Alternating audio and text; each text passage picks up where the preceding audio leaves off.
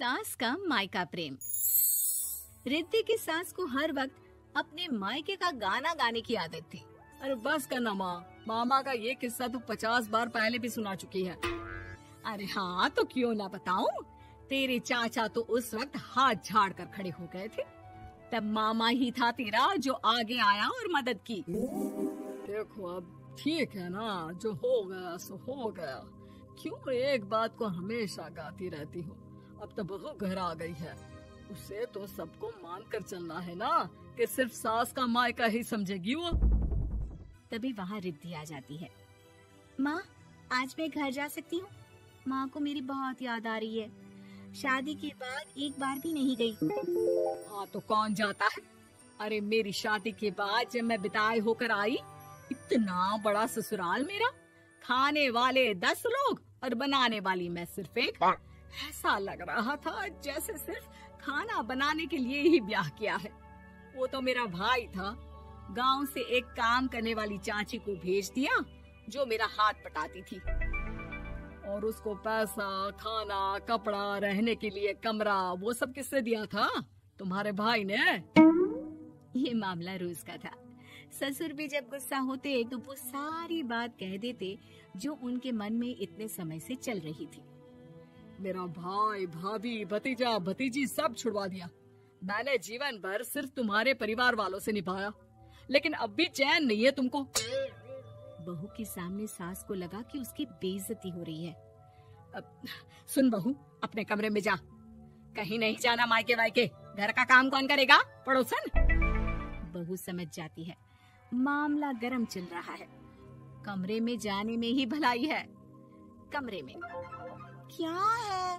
तुम्हारी माँ हर वक्त चिक चिक चिक करती रहती है। कल ताई मिली थी तुम्हारी मुझे, लेकिन मजाल है सासू माँ की उन्होंने एक बुराई की हो, लेकिन सासू माँ हाँ, जब देखो तब ससुराल के लोगों की बुराई करती रहती है। बेचारे पापा जी कितना मिस करते हैं अपने घर वालों को। मेरा तो बड़ा मन करता है कि ताऊ जी, चाचा जी और सब मिलकर रहे, ना साथ रहे लेकिन आना जाना तो ठीक से रखे। हिंदुस्तान और पाकिस्तान एक हो सकता है, लेकिन चाचा और ताऊ के परिवार के साथ हम लोगों का मिलन ना जी ना कभी नहीं हो सकता। ये बात है। देखिए मेरे साथ ना ज्यादा चैलेंज मत करिएगा। ऐसा कोई काम नहीं है जो मैं नहीं कर सकती। ससुर जी जो कि बहू की बात सुन रहे थे सामने आ जाते हैं। अरे बेटा, तू ये कर सकती है तो प्लीज मेरा परिवार किसी तरह मुझसे मिलवा दे। सारी जवानी तो मैंने किसी तरह काट ली, लेकिन जीवन के इस पड़ाव पर बहुत याद आती है मेरे परिवार की। हाँ हाँ पिताजी, आप चिंता मत करिए, बस मेरा साथ देते रहिए आप दोनों।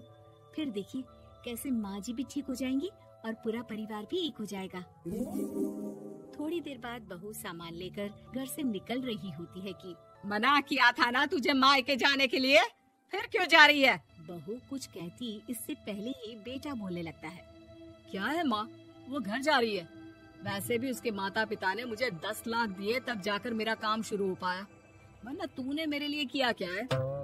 अरे वाह बेटा, बचपन से पढ़ाया लिखाया, तेरे दुख दर्द में जगी, और आज वो लोग तुझे सही लग रहे हैं।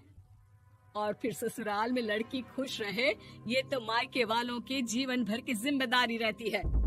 तो ये तुमको भी तो सोचना था ना। ताऊ जी ने पापा को पढ़ाया लिखाया, जब तुम नहीं आई थी तो पापा के लिए ताई जी ने पापा की माँ की तरह देखभाल की। अब बोलिए। अरे तू कुछ नहीं जानता बेटा, तेरे पापा को सब पता है, तभी वो उन लोगों से वास्ता नहीं रखते। मैं उन लोगों को जानता हूँ, लेकिन मैं तुम्हें नहीं जानता कि तुम्हारे मन के लायक काम नहीं हुआ तो तुम घर की शांति बर्बाद कर दोगी। सास जोर जोर से चिल्लाने लगती है। तभी वहाँ सास का भाई आ जाता है। अरे क्यों आप लोग मेरी बहन को परेशान करते रहते हैं? पहले ये जीजा कम थे, जब बहू भी आ गई। बहन, मैंने तो 30 साल पहले ही बोला था, अपना हिस्सा ले और छोड़ इन लोगों को, चल अपने साथ। बहू समझ जाती है कि मामा ससुर की नजर किस पर है। देखा, तुम लोग मुझे अकेला मत समझना, मेरा भाई खड़ा है आज भी मेरे लिए। बहू मायके जाती है और आते वक्त साथ में एक नौकरानी ले आती है। अरे बहू, कुछ खाने को दे दे। अरे आंटी, क्यों भाभी को परेशान करती रहती हो? उनके भाई ने मुझे जिम्मेदारी दी है। किसी भी चीज की परेशानी नहीं होनी चाहिए भाभी को। जो चाहिए मुझे बोलने का। आय हाय, बहू के मायके वालों का इतना दखल।